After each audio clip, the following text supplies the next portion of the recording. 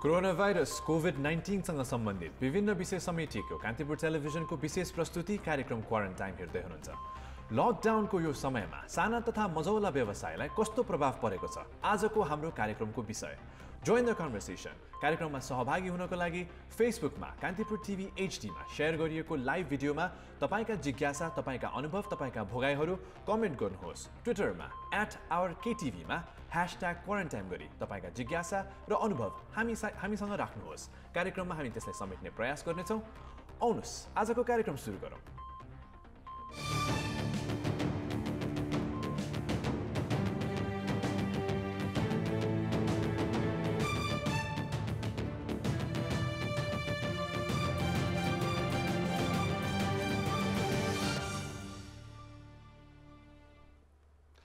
नमस्कार, आज पनि हामी फेरि नयाँ प्रस्तुतिका साथ कार्यक्रम क्वारेन्टाइनमा उपस्थित भइसकेका छौँ। कान्तिपुर टेलिभिजनको यो कोरोना भाइरस र कोभिड-19 सँग सम्बन्धित रहेर विभिन्न विषयहरू उठाउने क्रममा आज हामीले रोजेका छौँ। यो लकडाउन र कोरोना भाइरसको कारण साना तथा मझौला उद्योगहरूमा पारेको असर र प्रभाव, यिनीहरूले आफूलाई कसरी संस्थागत गरिरहेका छन् वा आफ्ना कस्ता समस्याहरू भोगिरहेका छन्, यिनी विषयमा आजको कार्यक्रममा हामी छलफल गर्नेछौँ, हैन सुब्रत? अब यो लकडाउनको अवस्थामा त सबै व्यवसायहरू बन्द छन्। अब अर्थतन्त्रकै कुरा गर्ने हो भने चाहिँ नेपालको अर्थतन्त्रमा कुल ग्राहस्थ उत्पादनमा चाहिँ साना तथा मझौला उद्योगहरूको मात्र चाहिँ 22% चाहिँ स्थान ओगटेका रहेछन्। अनि यिनले चाहिँ 17 लाख रोजगारीको सिर्जना गरेका रहेछन्। नेपालको सन्दर्भमा कुरा गर्ने हो भने चाहिँ धेरै जस्तो छरिरहेका तर धेरै श्रमिकहरूलाई काम दिएको, धेरै यो उत्पादन र उत्पादकत्वसँग जोडिएको धेरै क्षेत्र चाहिँ यो साना तथा मझौला उद्योगहरूले ओगट्ने गरेको छ। हुन त राष्ट्रको हाम्रो अर्थतन्त्रमा वा हाम्रो जिडिपीमा धेरै ठुलो हिस्सा यसको नरहे तापनि तर धेरै मानिसहरूलाई समेट्ने क्षेत्र हो। र यस्ता विषम परिस्थितिमा पहिलो असर चाहिँ यस्तै क्षेत्रहरूलाई पर्ने गर्ने चाहिँ हामीले देख्यौँ। आजको कार्यक्रममा चाहिँ अब नेपालमा अहिले आज पछिल्लो तथ्याङ्क अनुसार चाहिँ 2,75,000 भन्दा बढी चाहिँ यस्ता साना तथा मझौला उद्योगहरू छन्। अब यी मझौला उद्योगमा काम गर्नुहुने, साना तथा मझौला उद्योगमा काम गर्नुहुने व्यवसाय श्रमिकहरूलाई कस्तो समस्या परेको छ चाहिँ आज चाहिँ हामी कार्यक्रममा राख्दैछौँ। पक्कै पनि, किनभने नेपालमा यस्ता खालका परिस्थिति वा यस्ता खालका विषम परिस्थितिमा चाहिँ पहिलो अट्याक हुने वा पहिलो खालको धेरै प्रत्यक्ष रूपमा मार्नु पर्ने भनेको चाहिँ यस्तै हुँदो रहेछ। यसअघि भूकम्पको 2072 सालमा गएको भूकम्पको बेलामा पनि सबैभन्दा धेरै प्रभावित, सबैभन्दा छिटो असर पुग्ने क्षेत्र भने चाहिँ यस्तै साना तथा घरेलु वा यस्ता मझौला उद्योगहरू थिए, होइन? अहिले पनि यो कोरोनाको हामी जसरी करिब 2 महिना चाहिँ प्रत्यक्ष असर पुगेको हाम्रो नेपालमा देखिसकेको छ। लकडाउन नै 1 महिना पुग्न लागिसक्यो, होइन? यस हिसाबले पनि नेपालमा यी क्षेत्रमा कस्तो असर पुगेको छ, यिनले कसरी आफूलाई प्रयत्न गरिरहेका छन् वा आफ्ना ऋणका कुराहरू छन्, आफ्ना दैनिक उत्पादनका कुराहरू छन्, रोजगारीको कुराहरू छन्, यस्तो विषयमा आज हामी छलफल गर्नेछौँ। आज हामीसँग चाहिँ यसरी नै व्यवसाय गरिरहनु भएका केही प्रतिनिधि पात्रहरू छन्।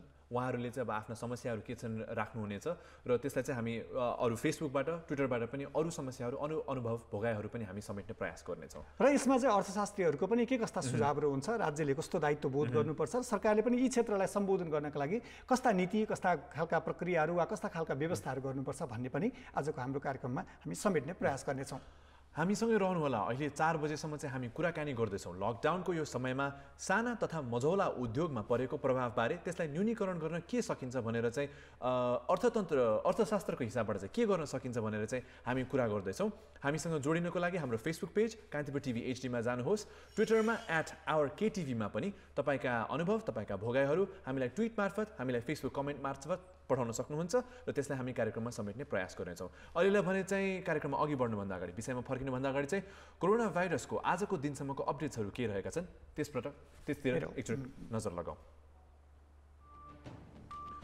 कोरोना भाइरसले गर्दाखेरि चाहिँ अहिले 24,83,181 चाहिँ टोटल केस भइसकेका छन् र सँगसँगै 16,59,761 जना मान्छेमा चाहिँ अहिले सक्रिय अवस्थामा छन्। कोरोनाको त्यो खालको अवस्था छ भने करिब 6,52,761 केसेस चाहिँ निको भएर घर फर्किनेको सङ्ख्या रहेको छ भने चाहिँ मृत्युको सङ्ख्या आजको दिनमा 1,70,501 पुग्यो। यो क्रम बढिरहेको छ। यसले चाहिँ अलिकति सङ्कट बढाइरहेको छ। हुन त विश्वकै अर्थतन्त्रमा कोरोनाले निकै ठुलो असर पुगिरहेको छ, होइन? ठुला वा यसो लार्ज स्केलमा इम्प्याक्ट पार्ने अर्थतन्त्रमा यसले प्रत्यक्ष असर त पार्ने भइहाल्यो। तर सानसानो पुँजी, थोरै थोरै लगानी गरेका, तर यो अन्तर्राष्ट्रिय हिसाबले नै यस्ता कुराहरूले चाहिँ अलिकति असर पुगेको हामीले देख्यौँ। अब विशेष त अमेरिकाकै कुरा गर्ने भने चाहिँ अमेरिकामा अहिले सबैभन्दा धेरै कोरोना भाइरसको एक्टिभ केसेसहरू रहेको छन्। 8 लाखभन्दा बढी केसेस त्यहाँ देखिसकेको देखिसक्यो।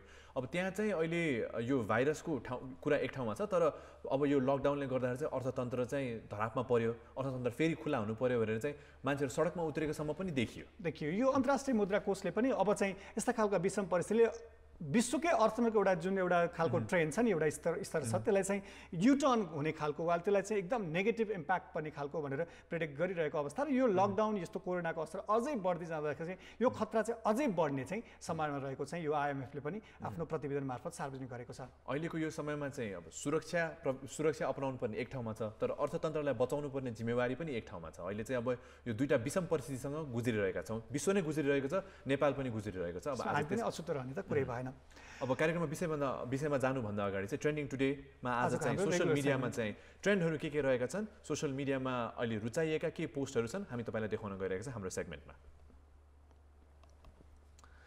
र यो चाहिँ ब्लुमबर्गको रहेको छ आज यो पोस्ट चाहिँ। अब यो ओइलको प्राइस चाहिँ $1 भन्दा कम प्रति ब्यारलमा झरेको भन्ने चाहिँ यो छ। अब यो विस्तृतमा जाँदाखेरि चाहिँ ओइल चाहिँ फ्युचर्समा ट्रेडिङ हुने र आजको दिनमा चाहिँ यो भण्डार गर्ने ठाउँै नभएको हुनाले चाहिँ ओइलको प्राइस चाहिँ यति घटेको भनेर यो तहको यो डिक्रिजिङ चाहिँ अहिलेसम्म नभएको पनि प्रिडिक्ट न्युजहरू आइरहेको छ। सबभन्दा कम भएको चाहिँ आजकै दिनमा भनेर चाहिँ यो न्युज आएको थियो। अर्को रहेको छ हामीसँग यो इजरायलको एउटा फोटो रहेको छ। इजरायलमा चाहिँ यो 2000 Israelis brave corona virus fears to protect assault on democracy भनेर चाहिँ इजरायलमा चाहिँ ब्ल्याक फ्ल्याग प्रोटेक्ट भनेर चाहिँ अर्गनाइज गरिएको रहेछ। तर यहाँ चाहिँ सोसल डिस्टेन्स पनि कायम गरिएको छ। विशेषतः चाहिँ इजरायली प्रधानमन्त्रीको केही विवादास्पद निर्णयहरूको विरुद्ध चाहिँ यसरी चाहिँ इजरायली जनताहरू सोसल डिस्टेन्स कायम गरेर नै, आफू बिचको दूरी कायम गरेर नै यसरी चाहिँ विरोधमा उत्रिएका रहेछ। र सँगसँगै अर्को अमेरिकाका राष्ट्रपति डोनाल्ड ट्रम्पको चाहिँ यो इन्भिजिबल इनिमिजहरूको जसरी यसको असर देखिरहेको छ, यसको विषयमा डोनाल्ड ट्रम्पको ट्विट पनि आजको ट्रेन्डिङमा देखिन्छ।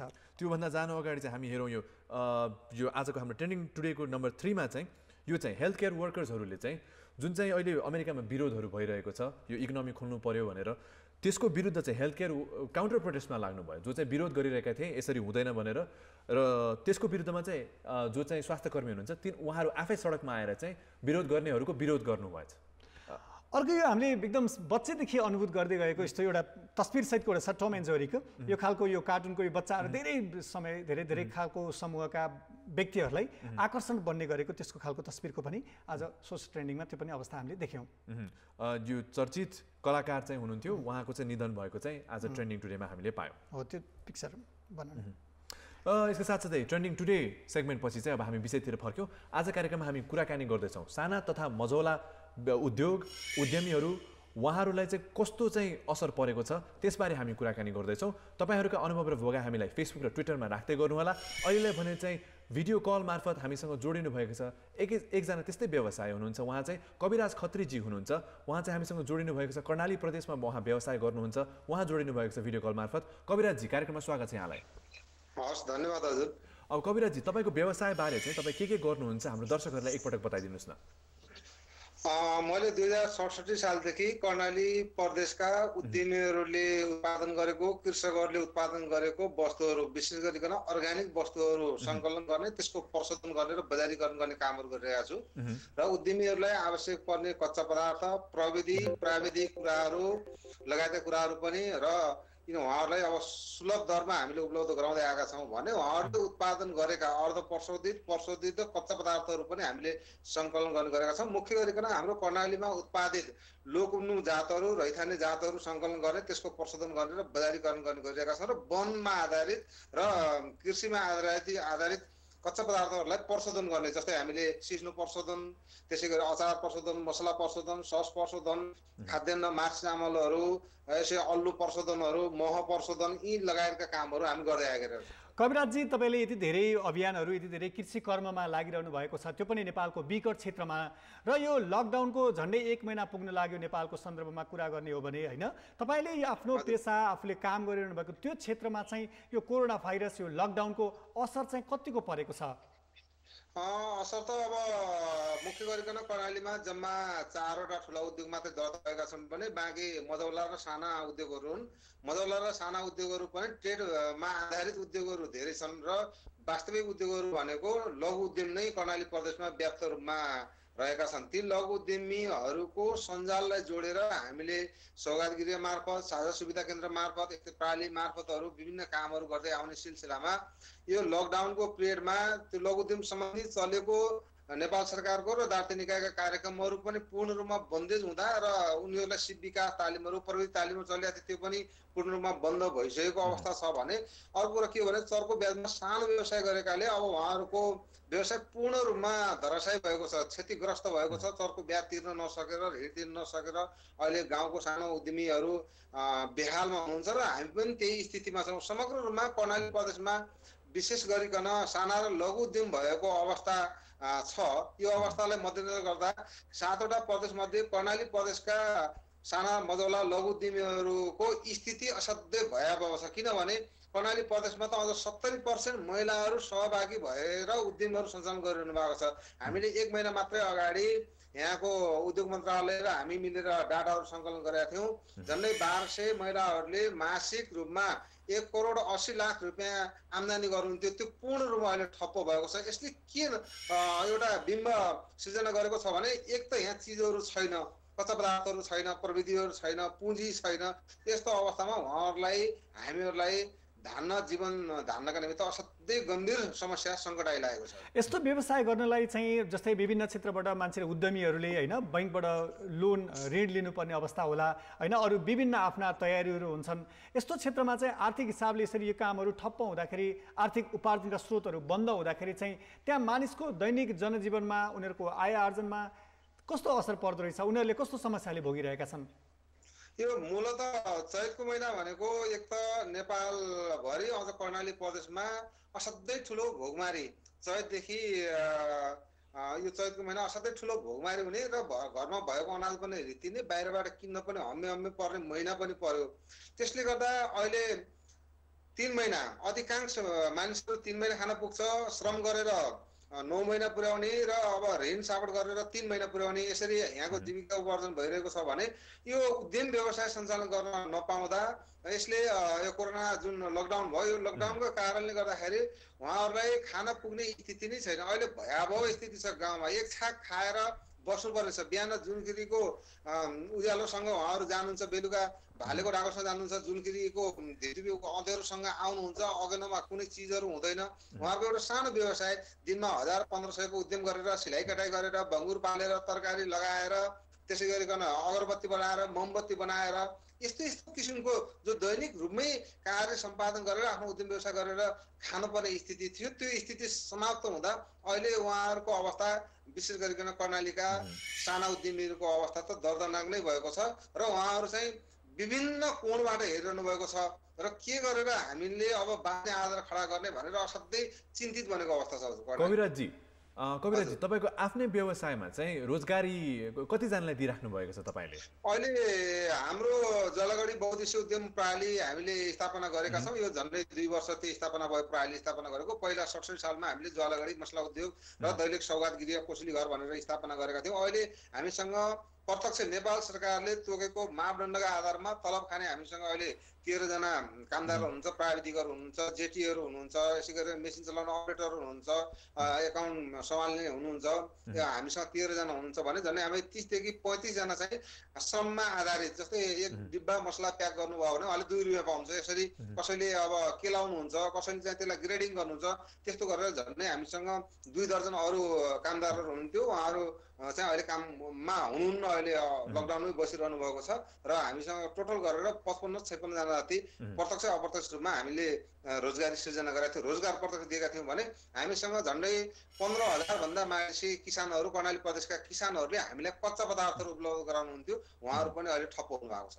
अब अहिलेको यो समयमा तपाईँसँग रोजगार लिइरहनु भएका जो तपाईँले भन्नुभयो 50-60 जना जो हुनुहुन्छ, उहाँहरूलाई चाहिँ अब तलब दिइराख्नु भएको छ कि छैन, के भइरहेको छ उहाँहरूको अवस्था? होइन, हामीसँग जो मासिक रूपमा पे गर्छौँ तलब, उहाँहरूलाई तलब दिइरहेका छौँ। उहाँहरूले अब यो वैशाख महिनामा काम भएको छैन, उहाँहरूसँग सरसल्लाह गरेर तैपनि हामीले के सुरु बनाएका छौँ भने हाम्रो क्षमताले भ्याएसम्म यो वैशाखमा कति काम नभए पनि उहाँहरूलाई बोनस सुविधाहरू दिएका छौँ र अन्य विधाको सुविधा दिएका छौँ। त्यसो गरेर केही न केही हदसम्म सम्बोधन गर्नुपर्छ भनेर हामी लागिपरेका छौँ र चैतको महिना त हामीले पुरै भुक्तानी गर्यौँ। यो महिना अब कामदार हामीहरू बिचमा बसेर उहाँहरूले पनि समस्या हाम्रो बुझ्नु भएको छ। हामी पनि अब सानो पुँजीबाट आएको मान्छे अब सबै मिलेर सहकार्य गरेर नै गर्छौँ। सकभर अब पुँजीले भ्याएछ भने हामीले कामदारहरूलाई पुरै पेमेन्ट गर्न पाए राम्रो हुन्थ्यो भनेका छौँ।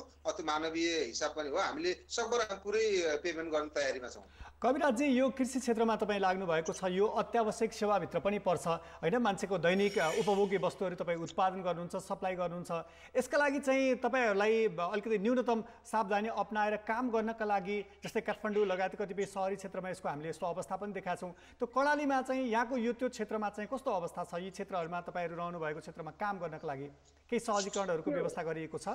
अहिले यो असाध्यै यो हाम्रो भौगोलिक विकटता र सबै जसो ठाउँहरू पहाडी भूभागले भएको हुँदा अब पहिला सुरुमा त अलि हम्मे नै भयो। जस्तै हामीले त पूर्ण रूपमा सावधानी अपनाएका छौँ। कोरोना नियन्त्रण गर्नका निमित्त हामीले अनेक प्रकारका विधिहरू पनि अपनाएका छौँ र हामीले हाम्रा लेभलमा हाम्रो राउन्डमा म दैनिक उद्योग वाणिज्य सङ्घको वरिष्ठ उपाध्यक्ष पनि, कर्णाली प्रदेश उद्योग वाणिज्य महासङ्घको सदस्य हो, यस्तै राष्ट्रिय लघु उद्योग महासङ्घको केन्द्रको उपाध्यक्ष र कर्णाली प्रदेशको नै अध्यक्ष भएको नाताले हाम्रो सञ्जालहरूमा हामीले म्यासेज मार्फत, फोन मार्फत, हाम्रा कर्मचारीहरू मार्फत सबै कुराहरूलाई सचेतना बनाउने त धेरै विधि अवलम्बन गरेका छौँ। तर अलिकति समस्या कहाँ लागि भयो भने यो साना अझ विशेष गरिकन यो मासु पसल र दुध पसलमा बढीभन्दा बढी सुरक्षित नरहेको अवस्था भेटियो। यसलाई पनि हामीले सावधानीपूर्वक अलिकति नियन्त्रण त गर्न प्रयास गरेका छौँ। गाउँमा अलिकति समस्या देखिएको छ। हामीको प्रत्यक्ष रूपमा के हो भने तास खेल्ने, त्यसपछि बेलुका साँझ अलि मदिरा सेवन गर्ने, बाहिरबाट आएर घुलमिल गर्ने के हुन्छ र हामी त अब यहाँको रैथाने लाग्दैन भन्ने त्यो प्रकारको अहिले पनि यता कता स्वभाव देखिन्छ। तर एउटा राम्रो पक्ष के छ भने कर्णालीमा बाहिरबाट आएकाहरूलाई उच्च निगरानीमा त्यही समुदायले नै अहिले राख्न खोजिरहेको छ र राखिरहेको छ। त्यो चाहिँ राम्रो पक्ष छ। अघि कविराजी यहाँले पनि कुरा उठाउनु भयो, तपाईँको उद्योगमा चाहिँ कच्चा पदार्थ प्रदान गर्ने भनेको चाहिँ 12-13 हजार चाहिँ कृषक परिवारहरू हुनुहुन्छ। अहिलेको यो समयमा चाहिँ उहाँहरूले चाहिँ विशेष मार परेको हो कि उहाँ त्यहाँ अब सरकारले नै के गर्दै हुनुहुन्छ कि स्थानीय तहका निकायले नै उहाँहरूको लागि विशेष के गर्दै हुनुहुन्छ? हामीले नेपालमा एउटा खुसीको कुरा बताउँ। अब नेपालमा किटको समस्या पर्यो, मास्कको समस्या पर्यो भनिसकेपछि हामी दुईटा प्रालीहरू मिलेर नेपालमै पहिलो पटक हामीले मास्क उत्पादन सुरु गर्यौँ। यसै गरिकन किटहरू कर्णाली प्रदेशका स्वास्थ्य कर्मीहरूलाई नेपालमा पहिलो पटक नै हामीले वाटरप्रुफ र एयरप्रुफ चाहिँ किटहरू पनि हामीले 7-8 हजार बनायौँ र कर्णालीका किसानहरूले उत्पादन गरेको तरकारी बिक्री भएन भनिसकेपछि हाम्रो त कार्यक्षेत्र होइन त्यो, विशेष गरिकन तरकारी त हामी खरिद गर्दैनौँ। तैपनि यहाँका मन्डीका साथीहरूसँग मिलेर र हाम्रो प्रणाली मिलेर हामीले अहिले कर्णाली प्रदेशका तरकारीहरू त्यही ठाउँहरूमा सप्लाई गर्ने कामहरू गरिरहेका छौँ। र मागको कुरा गर्नुहुन्छ भने अब कच्चा पदार्थ त रोकिएको छ। जस्तै हामीले अहिले 500-700 क्विन्टल बेसारको बिउ रोकिएको छ। बेसार हाम्रो आफ्नो उद्योगलाई खरिद गरेको बेसारहरू कुहिएर हामीले डम्पिङ गर्नु परिरहेको अवस्था छ र कच्चा पदार्थ पाइरहेको अवस्था छैन। तथापि हामीसँग जति होल्ड थियो अहिले सबै कच्चा पदार्थहरू लगभग सकिएको अवस्था। र अझ अर्को खुसीको कुरा के हो भने यो कोरोनाले जब आक्रमण गर्यो त्यस बेला अर्ग्यानिक वस्तु, कर्णालीको अर्ग्यानिक वस्तुहरूको असाध्यै माग भयो। हिजो मात्रै हाम्रो अर्थ मन्त्रालयको सचिवज्यू सरोवर जानुभयो, उहाँलाई हामीले 60-70 हजारको सामानहरू काठमाडौँ लिनको लागि दियौँ र अहिले एउटा मोह त बढेको छ, अवसर त आएको छ। तर तत्कालीन रूपमा किसानहरू असाध्यै ठुलो मर्कामा हुनुहुन्छ। उहाँहरूलाई धान्न सक्ने जीवन अब के गरी चलाउने भन्ने कुरा। कविराजजी, यही विषयमा जस्तै यहाँले भन्नुभयो अहिले कर्णालीका कतिपय उत्पादनहरू चाहिँ सर्वव्यापी क्षेत्रमा रुचाइएको छ, माग बढेको पनि छ। तर यस्ता विषम परिस्थितिमा चाहिँ पहिलो सबैभन्दा धेरै असर पुग्ने वा धर्मराउने क्षेत्रमध्ये चाहिँ कृषि क्षेत्र पनि पर्छ हो। यो क्षेत्रको उकास्नका लागि वा यस्ता सङ्कटको बेलामा मान्छेलाई अत्यावश्यक सेवा प्रदान गर्ने यी कृषि क्षेत्रलाई अलिकति संरक्षण गर्नका लागि, यिनीहरूलाई अलिकति प्रवर्धन गर्नका लागि के गर्न सकिन्छ होला?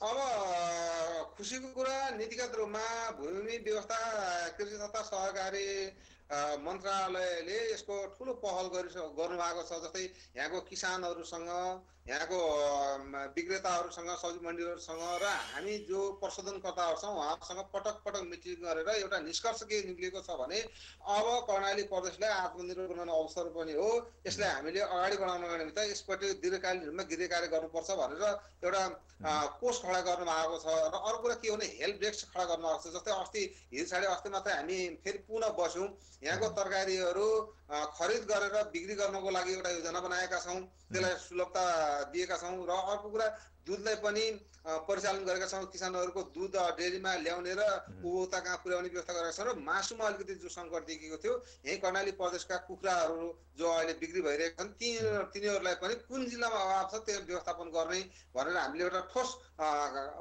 निर्णय सर्वपक्षीय निर्णयहरू गरेका छौँ।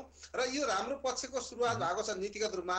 अब संस्थागत रूपमा अरू निजी क्षेत्रका संस्थागत रूपमा पनि राम्रा प्रयासहरू भएका छन्। सहकारीहरूले उत्पादन, सहकारीहरूले खरिद गरिदिने, त्यहाँको तरकारी त्यही समुदायमा परिचालन गर्ने, स्थानीय तहहरूले खरिद गरेर किसानका तरकारी खसी बाख्रा त्यसो कुखुराहरू खरिद गरेर त्यहीको समुदायलाई वितरण गर्ने, राहतको स्वरूप वितरण गर्ने कार्यहरू सुरु भएका छन्। यो चाहिँ अलिकति सकारात्मक पक्ष देखिएको छ। हस् कविराजजी, हामीसँग जोडिनु भयो, तपाईँको अनुभवहरू हामीसँग राखिदिनु भयो, तपाईँलाई धेरै धेरै धन्यवाद। यो अवसर दिनुभएकोमा यहाँलाई पनि धन्यवाद। सुब्रल, यो जसरी उहाँले राख्नुभयो नि, त्यहाँको सबैभन्दा महत्त्वपूर्ण भनेर चाहिँ लाखौँ कृषकहरू वा कृषि क्षेत्रमा संलग्न रहेका किसानहरूको अवस्था चाहिँ अहिले निकै दयनीय रहेको अवस्था देखियो होइन। आफूले उत्पादन गर्ने फेरि कस्तो दुई खाले समस्या पनि रहेको छ क्या। कतिपय कच्चा पदार्थ उत्पादन गर्ने चाहिँ रेगुलर तहमा वा निरन्तर त्यो उत्पादन भइरहेको छ, त्यसले यस्ता यी उद्यमीहरू कतिपय उहाँहरूले चाहेर पनि त्यसलाई स्वीकार गर्न, ग्रहण गर्न वा किनिदिन सक्नु भएको छैन, बजारमा लान सक्ने अवस्था छैन। अर्कोतर्फ चाहिँ उत्पादन गर्नकै आधारभूत तयारीहरूको अवस्था पनि सम्भावना छैन। दुई हिसाबले कृषकहरू चाहिँ मारमा पर्ने जस्तो देखियो। तर उहाँले चाहिँ अब के आशा राख्नु भएको छ भने चाहिँ यसले त दीर्घकालीन परिवर्तनै केही ल्याउने हो कि कर्णाली प्रदेश नै आफै आत्मनिर्भर हुन सक्छ कि यो विपदबाट चाहिँ अब अवसरको सिर्जना हुने हो कि भनेर चाहिँ उहाँले चाहिँ एउटा आशाको किरण चाहिँ राख्नु पनि भयो। सुब्रल, यहाँ हामीले यो जस्तै हाम्रो यो कार्यक्रम चाहिँ हाम्रो फेसबुक पेज मार्फत पनि हेर्ने दर्शकमध्ये एकजनाले कमेन्ट गर्नुभएको छ है, यो पनि तपाईँलाई यहाँ राखिहालौँ है त। देशको अर्थतन्त्रमा अत्यन्त नाजुक अवस्थामा पुगेको समय छ अहिले र कृषकहरूले आफ्नो क्षेत्रबाट योगदान पनि पुर्याइरहेका छन् होइन। ईश्वर थापाले लेख्नु भएको छ, यो अवस्थामा चाहिँ ती कृषकहरू, ती किसानहरूसँग सम्बन्धित वा तिनीहरूको सम्पर्कमा चाहिँ नेताहरू वा राजनीतिक दलका नेतृत्वहरू कति पुग्ने गरेका छन् वा खास यस्तो नीतिगत यस्ता पोलिसी बनाउनेहरू त त्यही राजनीतिक दलकै त्यही प्रतिनिधिहरू नै पर्छन्। ओ कृषकको रियल त्यस्तो खालको समस्यामा चाहिँ उनीहरूको पहुँच वा उनीहरूको सम्बन्ध कतिको छ भनेर ईश्वर थापाले हाम्रो यो फेसबुक पेज मार्फत चाहिँ कमेन्ट गर्नुभएको छ। फेसबुकमा नै अब हामीले अर्को कमेन्ट आएको छ, अजद शेखजीले चाहिँ लेख्नुहुन्छ, हिजो हामीले स्टेटस राखेको थियौँ त्यसमा कमेन्ट पठाउनु भएको छ। मेरो नि भर्खरै स्टार्ट भएको थियो, 5 महिना भएको थियो, धेरै लगानी गर्यो, व्यवसायको बारेमा चाहिँ भन्नुभएको छैन उहाँले। हाम्रै देशमा केही गर्नुपर्छ भनेर डिग्री सिद्ध्याएर देशमै लगानी गरेँ, तर विडम्बना के छ भन्दा कोहीसँग सपोर्ट नै पाइनँ, ब्याजमा लिएर चलाएको, रेन्ट नै टन्नै लाग्ने भयो, अझै 6 महिनादेखि लसमा नै थिए, कसले के गर्ने होला, सरकारको आफ्नै पीडा छ भनेर उहाँ पनि सरकारले पनि अहिले केही नगर्न सक्ने अवस्था छ, तर उहाँको आफ्नै पीडा छ। उहाँले चाहिँ अब सरकारले केही गरिदियोस् भनेर पनि भन्नुभएको छैन, उहाँले चाहिँ अब के गर्ने भनेर अलिकति उहाँ चाहिँ विडम्बनामा हुनुहुन्छ जस्तो छ। सुब्रल, हुन त यो कोरोना होइन, यो लकडाउन, यी सबैले सबै क्षेत्रमा असर पुर्याएको हुन्छ। मानिसहरू व्यक्तिगत हिसाबले पनि स्वास्थ्य सावधानीको कुरा, स्वास्थ्य सचेतनाको, सतर्कताको, तर यस्तो क्षेत्रमा चाहिँ ती व्यक्तिहरूलाई, ती नागरिकहरूलाई प्रत्यक्ष रूपमा सहयोग गर्ने वा प्रत्यक्ष रूपमा लाभ प्रदान गर्ने यस्ता निजी क्षेत्रका, यस्ता साना र सङ्गठित र असङ्गठित दुवै क्षेत्रका श्रमिकहरू, साना तथा मजुला उद्योग व्यवसायहरू, यिनीहरू चाहिँ पहिलो मारमा, पहिलो स्टेजमा यिनीहरू चाहिँ बढी प्रत्यक्ष प्रभावमा पर्ने चाहिँ हामीले देख्यौँ।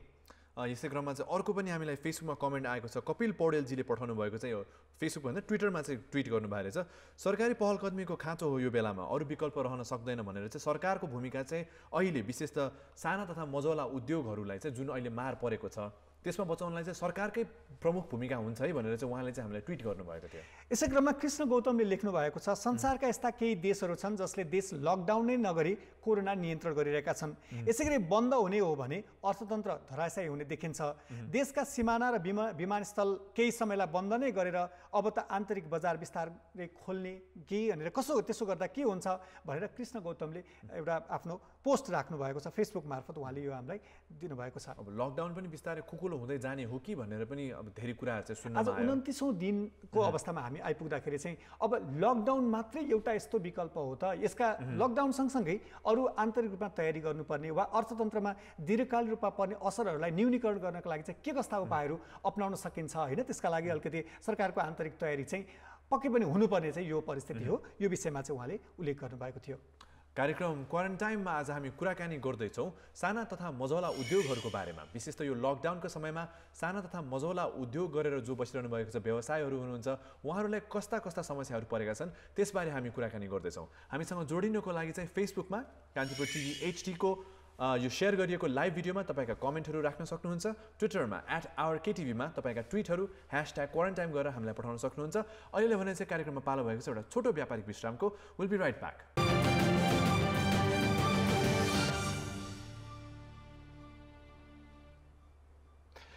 पुनः स्वागत छ। यहाँहरू कार्यक्रम क्वारेन्टाइनका साथमा हुनुहुन्छ र आज हामी कुराकानी गरिरहेका छौँ लकडाउन र यसले साना तथा मझौला उद्योगमा पारेको प्रभाव र असरका सम्बन्धमा। सुप्रल, यो क्षेत्रमा जसरी हामीले कुराकानी गरिरहेका छौँ, एकजना प्रतिनिधि पात्रसँग पनि कुरा गऱ्यौँ। उहाँ चाहिँ एउटा ग्रामीण अलिकति दूर दराजमा होइन, कर्णाली जस्तो विकट क्षेत्रमा कृषि क्षेत्रमा गर्दै गर्दा उहाँले भोग्नु भएको समस्या र के आशाका सञ्चारहरू पनि भएका छन् भनेर भन्नुभयो। उहाँ चाहिँ एउटा प्रतिनिधि उदाहरण मात्रै हुनुहुन्छ। यस्तै कृषि क्षेत्रमा वा कृषि कर्ममा लागेका लाखौँ किसानहरूको अवस्था चाहिँ अहिले निकै दयनीय भएको छ होइन? अलिअलि लगानी गरेर, थोरै लगानी गरेर वा आफ्नै क्षेत्रमा गर्ने, उत्पादन गर्ने ती कृषकहरूले चाहिँ बजार नपाएको अवस्था होइन? उनीहरूले आफ्नो पेसा वा व्यवसाय चाहिँ अब बिस्तारै सङ्कटको बाटोतिर अगाडि बढिरहेको चाहिँ इङ्गित गर्दै उहाँले आफ्नो अनुभवहरू पनि सुनाउनु भयो। कृषि व्यवसायकै कुरा गर्ने हो भने चाहिँ धेरै ठाउँमा चाहिँ अहिले उत्पादन नै नहुन सकेको पनि समस्या छन्। तर उत्पादन भएको ठाउँमा पनि बजारसम्म पुग्न नसक्ने, बजार नपाइएको पनि अवस्था छन्। अब अघि उहाँ कविराजजीसँग कुरा गरे अनुसार चाहिँ अब उहाँकै एउटै मात्र उद्योगमा पनि 12,000 देखि 13,000 जना चाहिँ यस्ता कृषकहरू चाहिँ आबद्ध हुनुहुन्थ्यो। अब उहाँहरूको त अहिले सबैभन्दा बढी मार पर्ने त उहाँहरूलाई नै हो। यस्तै स्वरोजगार क्षेत्रमा काम गरिरहनु भएको र यसमा कस्तो असर परिरहेको छ भनेर जानकारी दिनका लागि र केही आफ्ना अनुभवहरू सुनाउनका लागि यति बेला हामीसँग राधा मटाङ्गिनी हुनुहुन्छ। राधाजी, स्वागत छ यहाँलाई। हजुर नमस्ते, धन्यवाद। यहाँले विभिन्न कामहरू, आफ्नो स्वरोजगारमूलक कामहरू गरिराख्नु भएको छ। अहिले नेपाल लकडाउनको हामी 29औं दिनमा पुगेका छौँ हो। यस्तो अवस्थामा चाहिँ यहाँको व्यवसाय, यहाँले गरिरहनु भएको काममा चाहिँ कस्तो असर पुगिरहेको छ अहिले? अहिले भन्नुपर्दा एकदमै धेरै ठुलो असर परिरहेछ हामीलाई।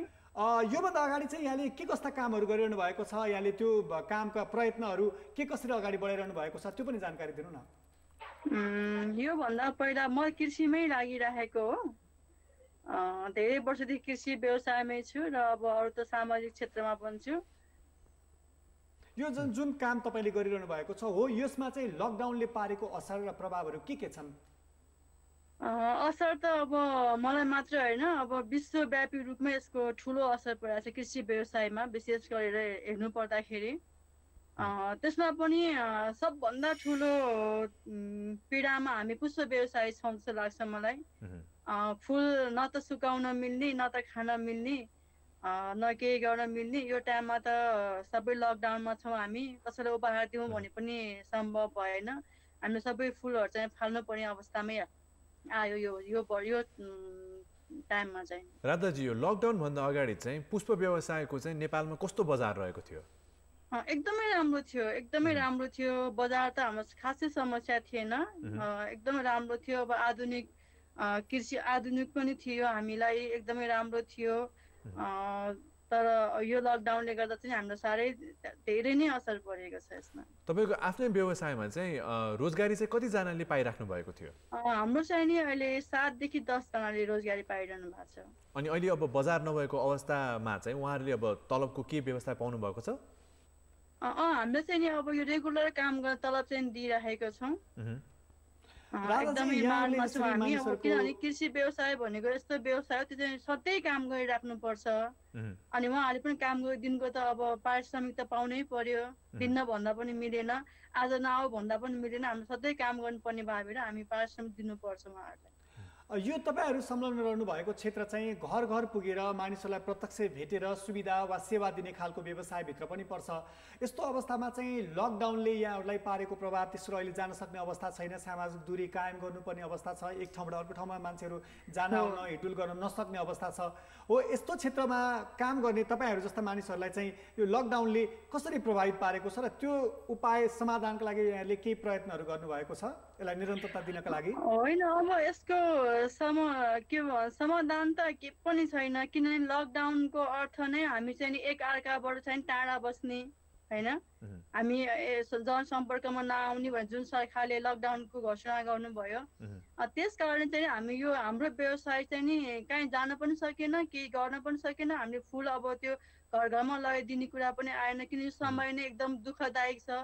कसैले सुख मनाउने खुसी मनाउने टाइमै छैन भनेपछि त हाम्रो फुल व्यवसाय यस्तो हो कि त्यो चाहिँ एकदमै सुखमा खुसीमा बाँड्ने चिज हो कि, त्यही भएर हामीले यो चिज त बाँड्न सकेनौँ र हामीले सबै चाहिँ नि फाल्नुपर्ने अवस्थामा आयो। तपाईँको खरिदकर्ताहरू चाहिँ को हुनुहुन्थ्यो लकडाउन भन्दा अगाडि चाहिँ? हाम्रो चाहिँ खरिदकर्ता भनेको हाम्रो होलसेल थियो, होलसेलमा दिन्थ्यौँ हामी, होलसेल खुद्रा व्यापारीहरू दिनुहुन्थ्यो। अनि जब हाम्रो यो लकडाउन भन्दा अगाडि लगभग 4-5 दिन अगाडिदेखि नै हाम्रो होलसेल चाहिँ बन्द भयो। त्यति बेलादेखि नै हामी फुलहरू फाल्दै आइरहेको छौँ अहिलेसम्म। अहिले यो तपाईँहरूको पेसा तपाईँहरूको व्यवसाय ठप्प हुँदाखेरि चाहिँ मानिसहरूले यो सर्टेन एउटा निश्चित समयमा यसको व्यापार गरेर वर्षभरिको आर्थिक योजना बनाउने अवसर पनि हुन्छ, त्यस्तो खालको तयारी पनि हुन्छ। यसरी बनाउँदा चाहिँ त्यस्ता खालका मध्यम स्तरीय यस्ता व्यवसायीहरूलाई कसरी प्रभाव पारिरहेको छ वा के कस्ता असरहरू हामीले दैनिक जीवनमा यहाँले भोगिरहनु भएको छ अहिले?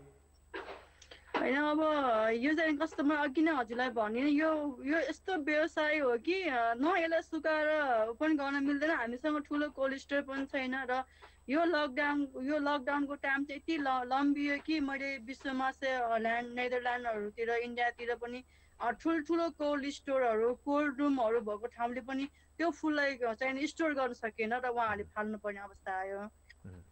अब यो फुल व्यवसाय नै यस्तै रहेछ। आम्दानीका स्रोतहरू बन्द भएका छन्, व्यवसायहरू एउटा चौपटको अवस्थामा पुगेको छ। यहाँले अहिले पनि भनिसक्नुभयो फुलहरू सुकाएर हामीले त्यसलाई संरक्षण गरेर होइन लामो समय टिकाउन सक्दैनौँ। हो यसले गर्दा चाहिँ दैनिक भान्सामा समस्या होला, मानिसहरूको रोजीरोटीको समस्या छ होइन। हो यस्तो अवस्थामा चाहिँ समस्या कसरी भोगिरहनु भएको छ त्यो कुरा गर्न खोजेको। समस्या त हामीले अब मलाई लाग्छ पुसो व्यवसायको समस्या त यो लकडाउनमा अरू कसैले भोग्नु नै भएको छैन कि जस्तो लाग्छ मलाई। लगभग मैले अहिलेसम्म हामीले यो लकडाउन पछि अहिलेसम्मको चाहिँ मैले लगभग 5-7 लाखको फुल चाहिँ फालिसकेँ टिपेर। अब राधाजी तपाईँकै व्यवसायको कुरा गर्दाखेरि चाहिँ तपाईँ आफैले अब ऋण लिएर व्यवसाय चलाउनु भएको हो कि आफ्नै क्यापिटलमा चाहिँ गर्नुभएको? हजुर, मैले चाहिँ यो ब्याङ्कबाट ऋण लिएर गरेको हो यो व्यवसाय। अब अहिलेको यो समयमा चाहिँ अब जो ऋण लिएर चाहिँ यसरी कृषिमा आत्मनिर्भर हुन चाहनुहुन्छ उहाँहरूलाई त अब यो विशेष मार पर्यो, उहाँहरू धराशायी नै हुने अवस्था आएको हो कि? अब आज बिहान एउटा मैले न्युज हेर्दै थिएँ कि एकजना साथीले चाहिँ त्यो पुरै फुल चाहिँ नि डोजर लगाएर त्यो व्यवसाय चाहिँ उहाँले छोडेर म चाहिँ पुरानै व्यवसायमा जान्छु, म मकै खेती गर्छु भने भन्नु भएको थियो, मैले हेरेको थिएँ। र अहिले चाहिँ हामीलाई पनि मलाई पनि के लागिरहेको छ कस्तो मैले व्यवसाय छानेछु यो न अब चेन्ज पो गर्ने हो कि यो त, किनकि न खान मिल्ने न केही गर्न मिल्ने न लाउन मिल्ने न दिन मिल्ने एकदमै समस्या भयो क्या। अनि मैले बिहान सोचिरहेको थिएँ कि बरु मान्छेले पुरानो खेती गर्नु हुँदैन, अब आधुनिकमा जानुपर्छ भन्थे, बरु गहुँ मकै भटमास अरू केही भएर खान मिल्थ्यो नि त, स्टोर गरेर राख्न मिल्थ्यो। राधाजी तपाईँले जुन समस्या भोगिरहनु भएको छ यो तपाईँले भोगिरहनु भएको समस्या तपाईँ मात्रै नै धेरै क्षेत्रमा धेरै त्यस्ता मानिसहरूले भोगिरहनु भएको छ होइन। एउटा प्रतिनिधि उदाहरण मात्रै हो, यस्ता समस्यामा धेरै अहिले समस्याग्रस्त भएको छ। यस्तो अवस्थामा यहाँले अघि उल्लेख पनि गरिसक्नु भएको छ हामीले ब्याङ्कबाट ऋण लिएर यस्ता व्यवसाय गरिरहेका छौँ।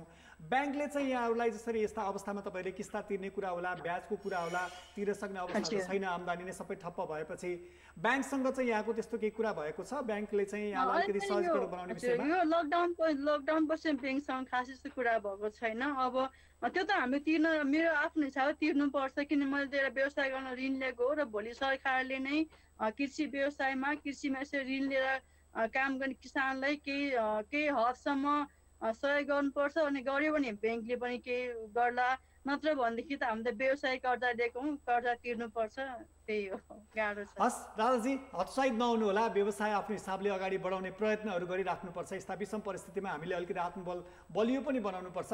यहाँको यो महत्त्वपूर्ण जानकारी र समयको लागि धेरै धेरै धन्यवाद। हजुर नमस्ते, धन्यवाद। हेर्नुहोस् त सुप्रल, अवस्था कस्तो छ, मानिसहरूले आफूले गरेको काम नै अब छोड्नुपर्छ कि भन्ने भइसक्यो। अझै यो लकडाउन कतिन्जेल लम्बिने थाहा छैन।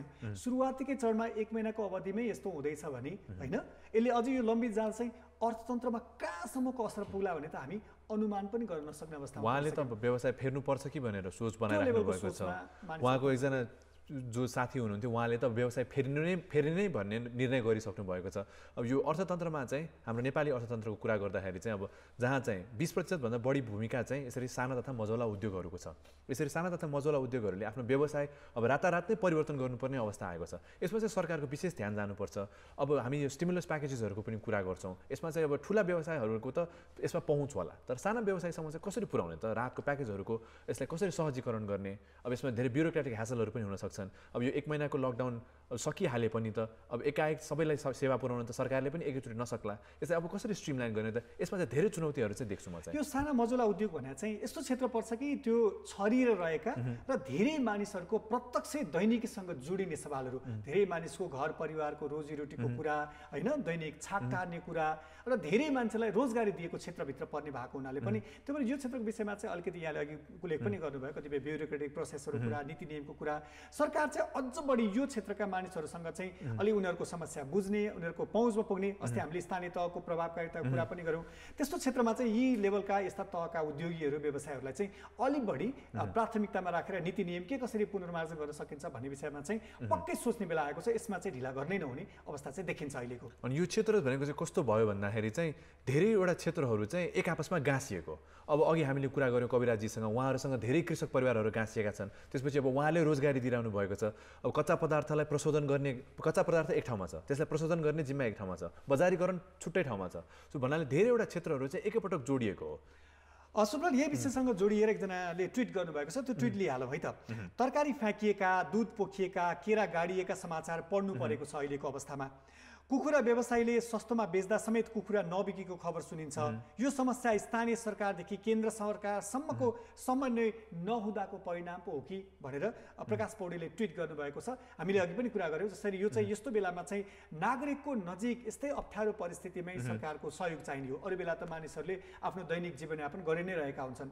यस्तो अवस्थामा चाहिँ तल्लो तहको सरकारदेखि माथिल्लो केन्द्रसम्मको चाहिँ अलिकति समन्वय, अलिकति जनताको समस्या वा पीडामा चाहिँ सरकार पुग्न नसकेको हो कि भन्ने खालको आभास पनि भएको देखिन्छ।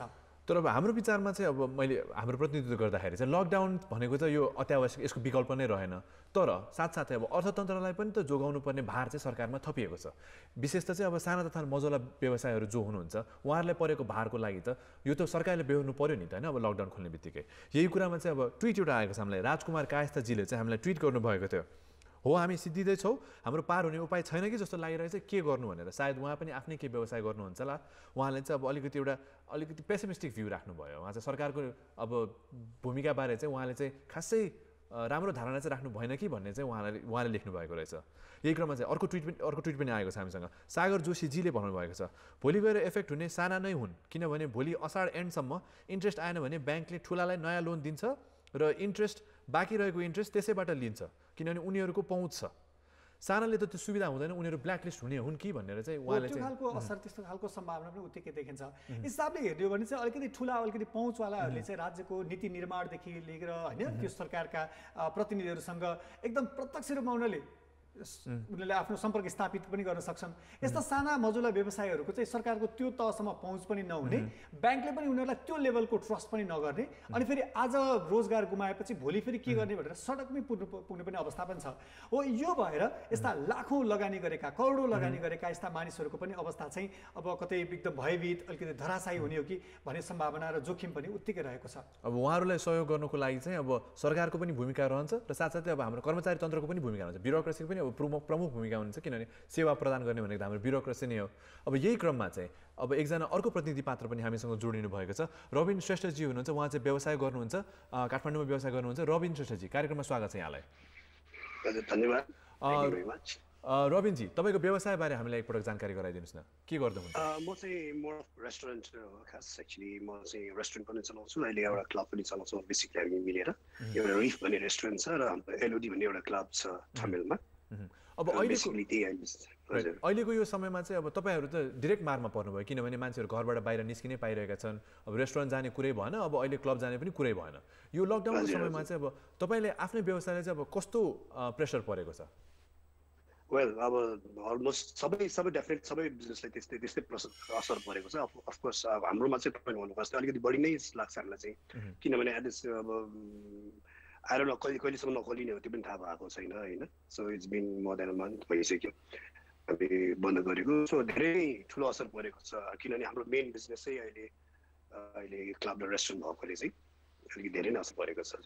रविनजी, जसरी यहाँले कुरा गर्नुभयो रेस्टुरेन्टको कुरा, क्लबको कुरा होइन, मानिसले अलिकति मनोरञ्जनको कुरादेखि लिएर अत्यावश्यक सेवाहरू वा खाद्यान्नको कुराहरू होइन, मानिसले त्यो खालको अत्यावश्यक सेवाभित्र पनि पर्थ्यो। यस्तो अवस्थामा मानिसहरू घरबाटै निक्लिन नसक्दा यहाँहरूको रेस्टुरेन्टको यो खालको व्यवसायमा असर त पुग्ने नै भइहाल्यो। तर यहाँका अलावा जस्तै त्यहाँको रोजगारीको कुरा, तपाईँहरूलाई कच्चा पदार्थ सप्लाई गर्ने कुरा होइन, यी सबैमा अवस्था चाहिँ यस्तो धेरै धराशयी बनेको छ। यस्तो अवस्थामा चाहिँ तपाईँहरूले भोग्नु भएको होइन, तपाईँहरूले यत्रो लगानी गरेर व्यवसाय रहँदाखेरि चाहिँ अन्य अरू यहाँहरूले भोगेको मारहरू के छन्?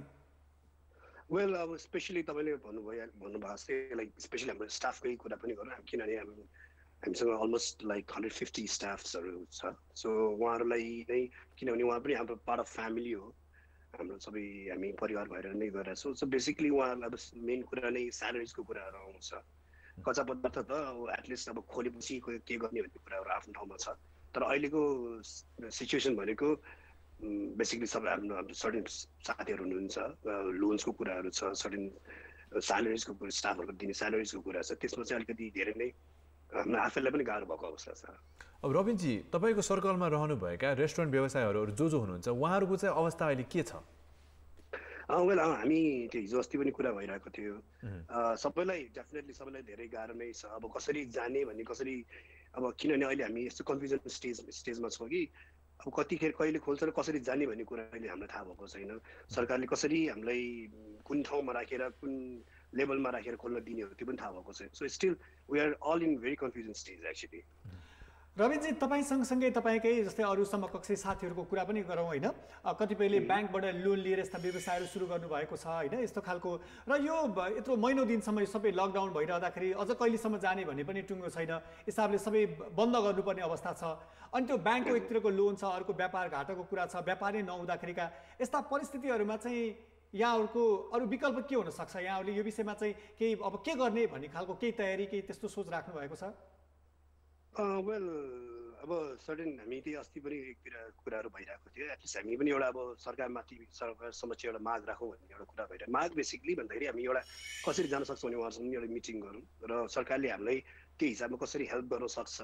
अघि नै हजुरले भन्नु लोनकै कुरामा पनि सायद अब मेबी आई डोन्ट नो अब कुरा गरेर सायद हामी सर्टेन पर्सेन्टेज डाउन गरेर मेबी हाम्रो त 0% ब्याजमा हामीलाई सर्टेन टाइमको लागि आई मिन लोन्सहरू पायो भने हामीलाई पनि अलिकति सजिलो हुन्थ्यो भन्ने कुराहरू हो होइन।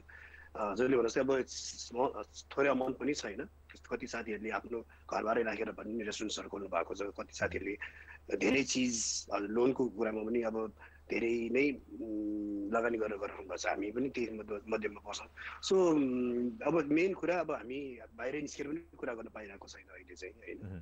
सो अस्ति नर्मल कुरा हुँदाखेरि चाहिँ एउटा एटलिस्ट एउटा सानो एउटा मिट गरौँ, एटलिस्ट सरकारसँग चाहिँ हामी पनि एउटा कुरा गरौँ कसरी गर्न सक्छौँ, उहाँहरूले पनि हामीले कसरी हेल्प गर्न सक्छौँ, हामी पनि कसरी त्यही हिसाबले चाहिँ जान सक्छौँ भन्ने चाहिँ कुराहरू भइरहेको छ। अब रबिनजी, अब यो लकडाउन समाप्त भइसकेपछि पनि अब यो कोरोना भाइरसको डर त अब सायद अलिअलि रहि नै रहला। तपाईँ कतिको विश्वस्त हुनुहुन्छ? अब तपाईँको व्यवसाय चाहिँ तपाईँको रेस्टुरेन्ट अनि तपाईँको मनोरञ्जन व्यवसाय क्लब जुन छ, अब मानिसहरू भिडभाड गर्ने नै ठाउँ भयो क्लब भनेको, त यो तपाईँको व्यवसाय चाहिँ अब बााउन्स ब्याक हुन्छ भनेर तपाईँ कतिको विश्वस्त हुनुहुन्छ? वेल हामीले त अहिले हामी वी आर बेसिकली प्रिपेयर्डै छौँ, लाइक यो त डेफिनेटली आई डोन्ट थिङ्क केही होला जस्तो लाग्छ, स्पेसली क्लब व्यवसायमा। रेस्टुरेन्ट व्यवसायमा अलिकति केही होला कि किनभने यो हजुरले अघि भन्नुहोस् अत्यावश्यक कुरामा बस्छ, बाहिर खानजानेको कुरा, खाद्य पदार्थमा पर्ने कुरा भएकोले अलिकति त्यसमा चाहिँ केही होला कि थोरै मात्र भन्ने कुरा छ। तर क्लबको विषय स्पेसली मनोरञ्जनको विषयमा लिएर चाहिँ किन हजुरले भन्छ भिडभाडको हुने ठाउँहरू भएकोले सायद सरकारले पनि तुरुन्तै लकडाउन खोले पनि तुरुन्तै त्यो विषय त्यसलाई खोल्न दिने भन्ने कुराहरू आउँछ जस्तो लाग्दैन मलाई पनि so I think like this whole year I don't think यसमा चाहिँ अलिकति हामी चाहिँ केही होला जस्तो लाग्दैन हजुरले भन्नुभएको चाहिँ लकडाउन खोलिहाल्यो भने पनि अझै पनि त्यो डर त सबैमा हुन्छ हामी आफैमा पनि डर छ सो हामी पनि डेफिनेटली त्यो चाहँदैनौँ कि मान्छेहरू आएर हाम्रोमा रमाइलो गरोस् अहिले तुरुन्तै भन्ने कुरा चाहिँ हामी पनि चाहँदैनौँ so I think like this whole year maybe next इयरसम्म पनि अलिकति धेरै असर चाहिँ पर्छ नै रविजी यो अघिकै प्रसङ्गमा फेरि पनि फर्क्यो जस्तै ब्याङ्कको लोनको कुरा धेरै मानिसहरूले ब्याङ्कबाट ऋण लिएर आफ्नो व्यवसाय आफ्नो पेसाहरू अगाडि बढाएको देखिन्छ यस्तो अवस्थामा यहाँहरूले आफ्नो व्यवसाय अगाडि बढाउन नसकेको सन्दर्भमा चाहिँ ब्याङ्कहरूसँग यहाँहरूको कुरा भएको छ जस्तै कतिपय ब्याजको किस्ता तिर्ने कुरा हुनसक्छ होइन त्यस्ता खालका कुराहरूमा चाहिँ ब्याङ्क र तपाईँहरू व्यवसाय बिचमा पनि यस्तो विषयमा अलिकति संवाद छलफल होइन अलिकति नेगोसिएट हुनुपर्ने जरुरी देखिन्छ यो सन्दर्भमा चाहिँ केही प्रगति छ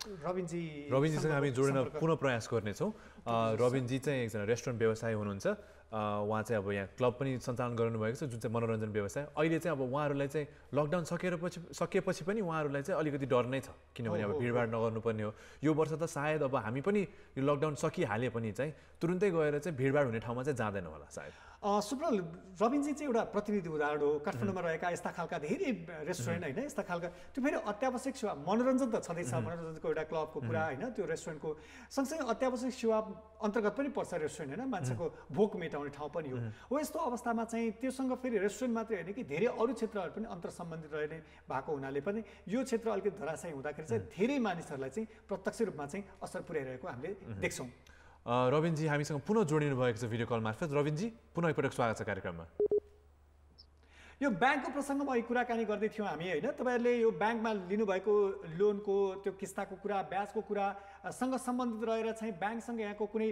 सम्पर्क वा कुराकानी छलफल त्यस्तो केही भएको छ रविनजी हामीले डेफिनेटली यहाँ कुरा चाहिँ गऱ्यौँ तर एकदम डिटेल्समा कुरा गर्न पाएको छैन उहाँहरूले पनि भन्दै हामीले पनि अहिले हामी तुरन्त यही गर्न सक्छौँ भन्ने चाहिँ उहाँले पनि भन्नु पाएको छैन होइन सो बेसिकली अब आएर they are waiting for the time होला सायद हामीलाई पनि उहाँले इन्फर्म गर्नुहुन्छ हामीले कुरा गर्दाखेरि चाहिँ अब उहाँले प्रेसर दिएर गर्ने कुरा त भएन सो उहाँले पनि यो सर्टेन टाइमपछि हामी तपाईँहरूलाई खबर गर्छौँ भन्ने खालको कुरा चाहिँ छ तर एक्ज्याक्टली यस्तै गरेर जाने भने चाहिँ अहिलेसम्म चाहिँ कुरा निस्केको छैन रविनजी तपाईँहरू आफू त जस्तै व्यवसाय गरेपछि सर्टेन लगानी गरेपछि आम्दानी कुरा आइ नै हाल्छ होइन आफ्नो आम्दानीको कुरा अहिले सबै ठप्प हुँदा सबै कुरा यो चाहिँ सङ्कटमा छ सँगसँगै यहाँहरूले राज्यलाई कर पनि तिर्नुहुन्छ हो त्यो कर पनि तिर्ने हुनाले चाहिँ राज्यबाट चाहिँ यस्तो अवस्थामा यस्तो प्रतिकूल समयमा चाहिँ यहाँहरूले अपेक्षा गर्ने राहतको कुरा सहयोगको कुरा होइन त्यस्तो खालको सम्बन्धमा चाहिँ सरकारबाट यहाँको अपेक्षा के छ एक्चुअली अहिले तुरुन्तै हामीले सरकारबाट अब सरकारले पनि आफ्नो ठाउँबाट गरेको आफ्नो ठाउँमा छँदैछ होइन र तुरुन्तै यही चिजको हुने अपेक्षा हामीले अहिले गरिसकेको छैनौँ र हामी आफ्नो तर्फबाट चाहिँ गरिरहेको छौँ जे सक्छौँ जसरी हजुरले राखेको कुरा गर्नुभएको छ हाम्रो तर्फबाट जे गर्न सक्छौँ हामीले गरिरहेको छौँ तर सबैले सिनारी देखिरहेको छ सबै यो पर्टिकुलर एकजना मान्छेलाई या एउटा ठाउँमा मात्र भएको नभएको कुरा आई मिन हिसाबले चाहिँ वर्ल्ड वाइड भएको हिसाबले चाहिँ हामीले त्यस्तो एकदम ठुलो अपेक्षा त केही पनि राखेका छैनौँ होइन तर सर्टेन कुराहरू हुँदाखेरि चाहिँ अब जस्तै अघि अब ब्याङ्कको कुराहरूमा इन्ट्रेस्टको कुराहरूमा सर्टेन पर्सेन्टेज डिस्काउन्ट्सहरूको कुराहरू आएको छ होइन त्यो कुरा निस्किएको छ तर अहिले तुरुन्तै चाहिँ हामीले सायदै अपेक्षा राखिहाल्नु हुन्छ जस्तो मलाई चाहिँ लाग्दैन अब डेफिनेटली सरकारबाट सहयोग होस् भन्ने चाहिँ हाम्रो चाहना चाहिँ छ रविनजी अब अहिले यो विपदको यो अवस्थामा चाहिँ तपाईँहरू जस्ता रेस्टुरेन्ट व्यवसायहरूले चाहिँ अहिले सामाजिक दायित्वको लागि सोसल रेस्पोन्सिबिलिटीको लागि केही गरिरहनु भएको छ कि हजुर गरेको छौँ हामीले लास्ट विक पनि हामी आफैले पनि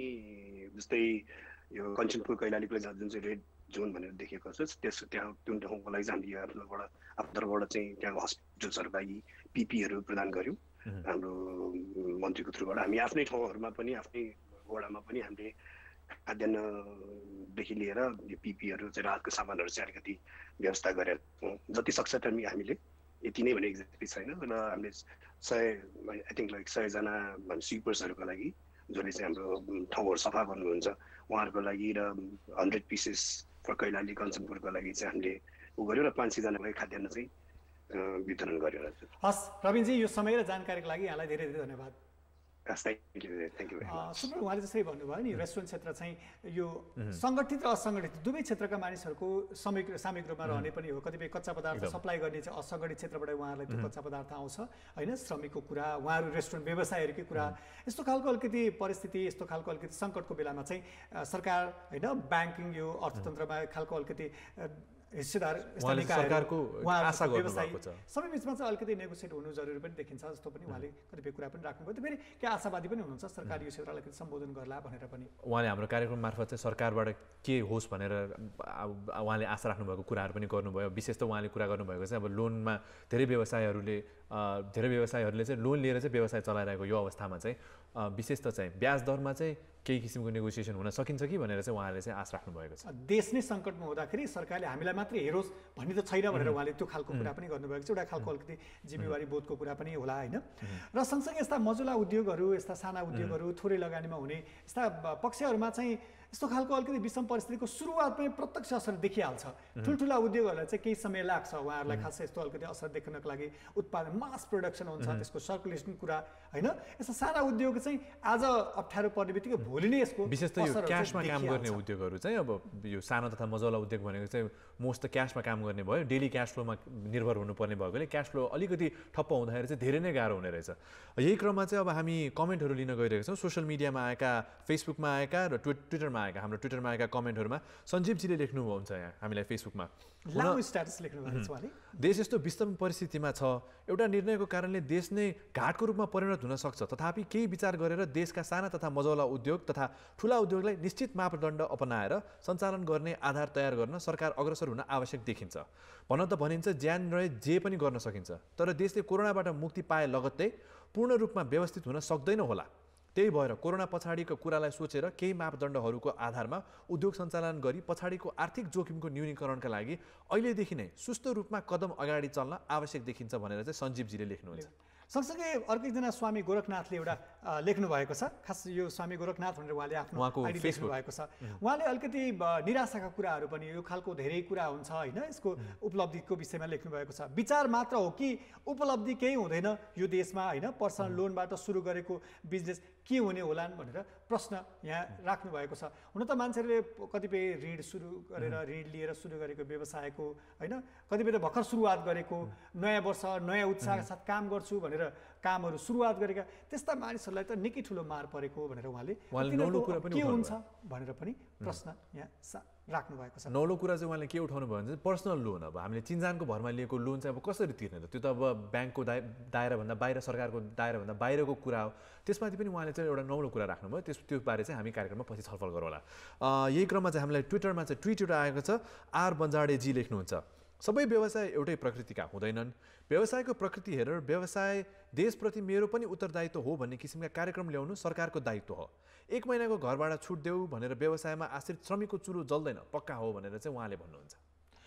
सुब्रत, यो विषयमा जस्तै हामी केही समयपछि अर्थविदहरूसँग पनि कुरा गरौँला होइन। सरकारको प्राथमिकता के हुनुपर्छ, सरकारले यस्ता व्यवसायहरूलाई सम्बोधन गर्नको लागि कस्ता खालका नीतिहरू ल्याउनुपर्छ होइन। आर्थिक प्याकेजको कुरा छ, ग्लोबली नै यसले इफेक्ट गरिरहेको सन्दर्भमा चाहिँ विश्वव्यापी जस्तै चीनको कुरा गरौँ, अमेरिकाको कुरा गरौँ होइन, कतिपय युरोपेली मुलुकहरूको कुरा गरौँ, उनीहरूले चाहिँ आफ्नो देशमा परेको सङ्कटलाई होइन, कतिपय एसियाली देशहरू, जापानको कुरा, कोरियाको कुरा, आफ्नो देशमा अर्थतन्त्रमा जुन एउटा अवस्था असहज परिस्थिति आयो त्यसलाई टेक ओभर गर्नको लागि चाहिँ कस्ता प्याकेजहरू ल्याउने भनेर आफ्नो हिसाबले तयारी गरेका छन्। हुन त हाम्रो सरकारले पनि यो विषयमा केही सोचिरहेको होला, अहिलेसम्म केही निर्णय नआए पनि केही अपेक्षा चाहिँ सकारात्मक नै गरौँ होइन। अब 2008 को विश्वव्यापी जुन आर्थिक मन्दी भयो त्यसबाट नेपाल अछुतो नै रह्यो, हामी जोग्यौँ त्यो बेला चाहिँ। तर अबको यो अवस्थामा चाहिँ नेपाल चाहिँ नजोगिने त त्यो पक्का नै भइसकेको छ। अब यसमा चाहिँ नेपाल सरकारको भूमिका कस्तो हुनुपर्छ त्यसबारे हामी कार्यक्रममा ब्रेकपछि कुराकानी गर्नेछौँ। अहिलेलाई भने चाहिँ कार्यक्रम क्वारेन्टाइनमा हामी एउटा छोटो व्यापारिक विश्राम लिन गइरहेका छौँ। हामी आज कुराकानी गर्दैछौँ साना तथा मझौला उद्योगको लकडाउनको यो समयमा उहाँहरूलाई परेको प्रभावबारे। तपाईँहरूले पनि आफ्ना अनुभव तथा भोगाइहरू हामीसँग सेयर गर्न सक्नुहुन्छ हाम्रो फेसबुक कान्तिपुर टिभी एचडीमा सेयर गरेको लाइभ भिडियोमा, र साथसाथै हाम्रो ट्विटर @OurKTVमा पनि तपाईँका जिज्ञासाहरू #क्वारेन्टाइन गरेर हामीलाई पठाउन सक्नुहुन्छ। हामी त्यसलाई कार्यक्रममा समेट्ने प्रयास गर्नेछौँ ब्रेक पश्चात। अहिलेलाई भने चाहिँ we'll take a short commercial break, we'll be right back.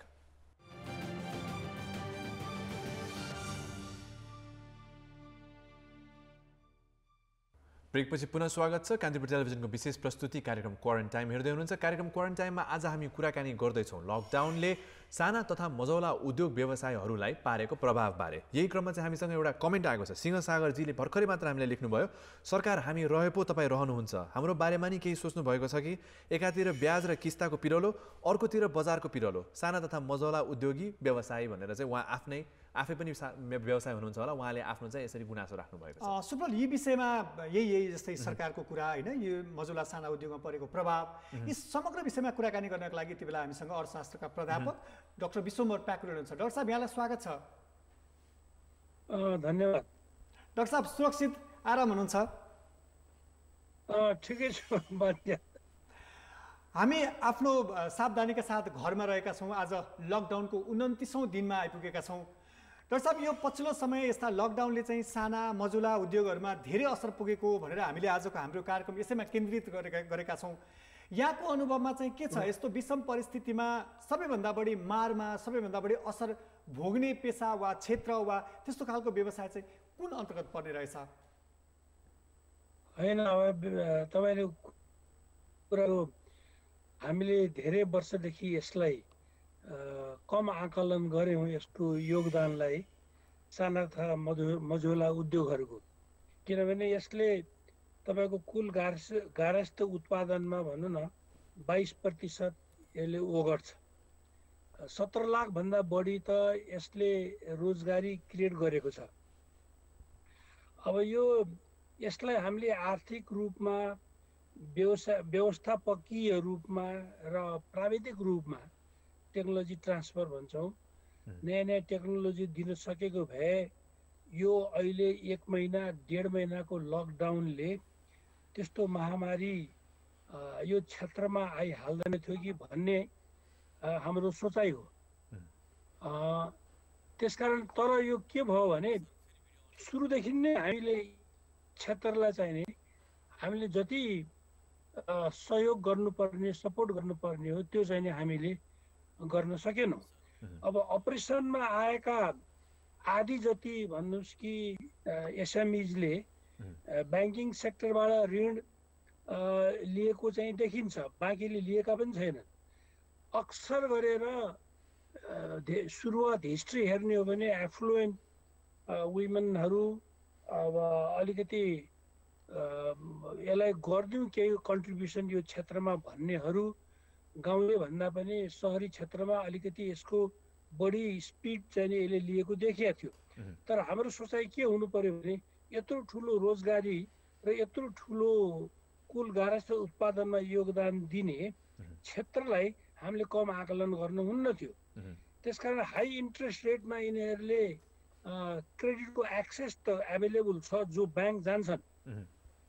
अब यो तपाईँको इन्ट्रेस्ट रेट र यो सर्भिस फी सुद्धा मिलाउने हो भने 13 देखि 14% को हाराहारीमा ब्याङ्किङ सेक्टरबाट यिनीहरूले ऋण पाइराखेका हो।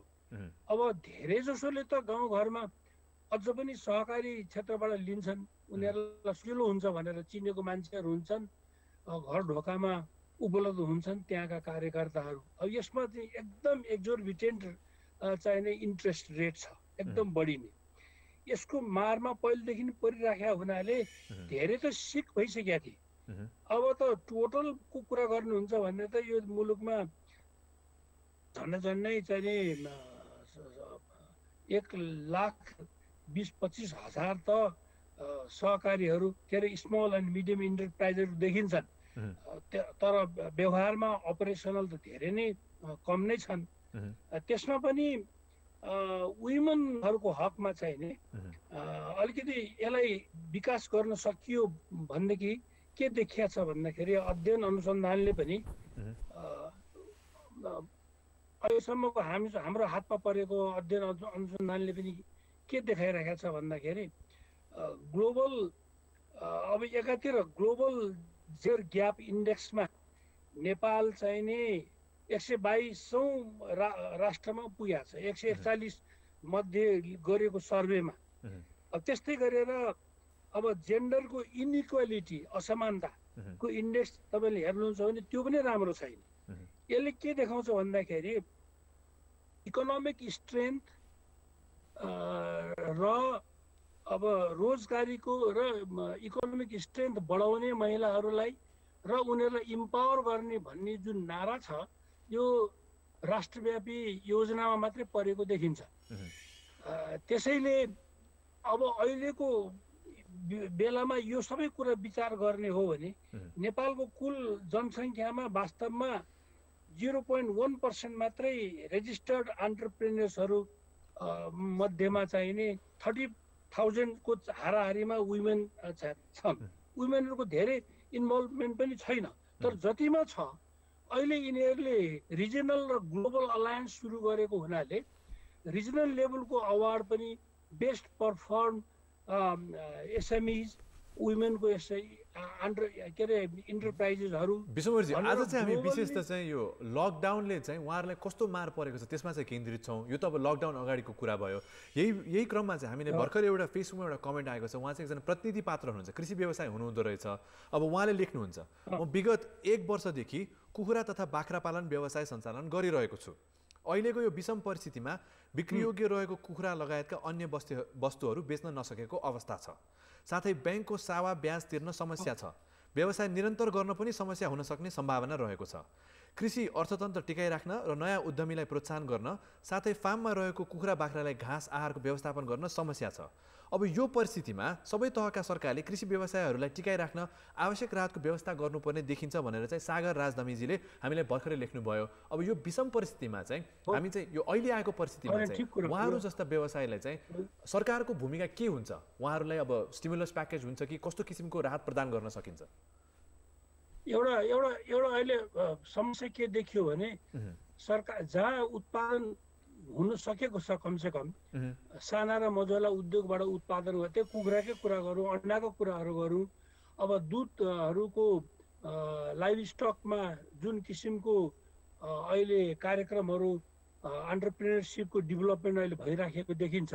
सरकारले एक त उनीहरूको मूल्य चाहिँ नि डिक्लाइनिङ नै थियो पहिले पनि। अब अहिले यो कोभिडको कारणले गर्दाखेरि अब गुड्स एन्ड सर्भिसेसको मुभमेन्ट पनि कम्प्लिटली बन्द भएको बेलामा अहिले सरकारले के गरिदिनुपर्छ भन्दाखेरि त्यो प्रोडक्सन सेन्टरमा आफ्नो उपस्थिति देखाएर सरकारले उनीहरूको गिरेको मूल्यलाई पनि गिर्न नदिने, त्यो मूल्यमा उनीहरूले खरिद गरेर सरकारले अब यत्रो गभर्मेन्ट ओन्ड कर्पोरेसनहरू अहिले पनि छन्, नामलाई बदले पनि।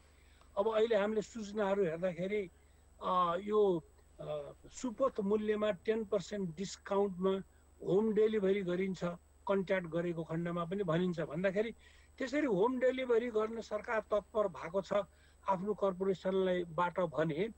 अब त्यो एन्टरप्रेन्योर्सहरूको उत्पादित वस्तुलाई, त्यो चाहे कुखुरा होस्, चाहे त्यो मासु होस्, चाहे त्यो दुध होस्, चाहे त्यो फ्रुट्सहरू भेजिटेबल्स हुन्, त्यो चिजलाई कुनै पेरिसेबल छन्, कुनै नन पेरिसेबल छन्। हामीले अहिलेसम्म पेरिसेबल सामानहरूलाई त्यहाँ प्रोक्योर गरेर राख्ने सिस्टमको विकास त पहिले पनि गर्न सकेनौँ। अब अहिलेको घडीमा चाहिँ सरकारले के गर्नु पर्यो भने अहिले पनि मिडल म्यानहरू एक्टिभ हुन सक्ने सम्भावना अझ पनि देखिन्छ। बोर्डरमा त मान्छेले त्यसरी आर्म पुलिस हुँदै त मान्छेले छिराइरहेको छ पैसा लिएर, कमिसन लिएर भने अहिले पनि हुन सक्छन्। त्यसकारण सरकारले उहाँको जुन प्रश्न गर्नुभयो, उहाँको प्रश्नमा स्ट्रेन्थ चाहिँ नि छ। सरकारले गएर त्यो प्रोडक्सन सेन्टरमै गएर यी विविध वस्तुहरूको खरिद गरेर जुन परल मूल्य हो, जुन मूल्य उनीहरूलाई दिनु पर्यो हामीले, त्यो मूल्य हामीले उनीहरूलाई पे गरेर सरकारले लिएर आएर अनि डिस्ट्रिब्युसनमा पनि सरकारले अहिलेको इमर्जेन्सी पिरियडमा सरकारले त्यो गर्नु पर्यो। जहाँसम्म इन्ट्रेस्टको कुराहरू छन्, लोन रिपेमेन्टको कुराहरू छन्, नन पर्फर्मिङ एसेट्स भनेर उनीहरूले अब अहिले गर्ने क्लासिफिकेसनलाई पनि चेन्ज गर्नुपर्छ। वर्ष दिनभरिमा उनीहरूले तिर्न सकेनन् ऋण, साना तथा मझौला उद्योगले भने त्यो ऋणलाई रिस्केड्युलिङ गरेर सरकारले आफ्नो गाइडलाइन्सलाई पनि परिवर्तन गर्नुपर्ने हुन्छ र अलिकति क्यास ट्रान्सफर यो कृषि व्यवसाय बाहेक चाहिँ आवश्यक परेको खण्डमा क्यास ट्रान्सफर पनि भर्खर चाहिँ अब हामीले कृषि व्यवसायको बारेमा कुरा गऱ्यौँ विश्वमरजी। अब यो कृषि व्यवसाय बाहेक चाहिँ अरू पनि अब साना उद्यमीहरू हुनुहुन्छ।